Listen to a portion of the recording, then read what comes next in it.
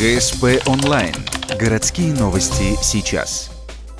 Понедельник, 10 утра. Городской дворец культуры. Ежегодная конференция педагогических работников. Подводит итоги минувшего учебного года. Награждают лучших учителей и педагогов. Ветеранам образовательной отрасли вручают грамоты за многолетний труд. Кроме того, чествуют молодых специалистов.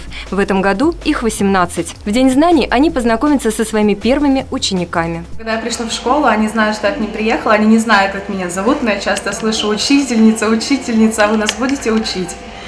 Вообще очень страшно, волнуемся, руки потеют, хочется улыбаться.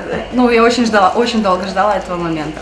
Сегодня в зале ГДК большей частью дамы. В сфере образования представители мужского пола – большая редкость. А вот коллектив гуманитарно-педагогического лицея с 1 сентября пополнится педагогом-мужчиной. Молодой физрук личным примером докажет детям, что спорт – это круто. Александр Владыкин имеет первый взрослый разряд по волейболу. Я сам спортсмен, уже долгое время занимаюсь спортом, волейболом. Спасибо ТЮЗШ номер 2 и всем тренерам, которые меня воспитали.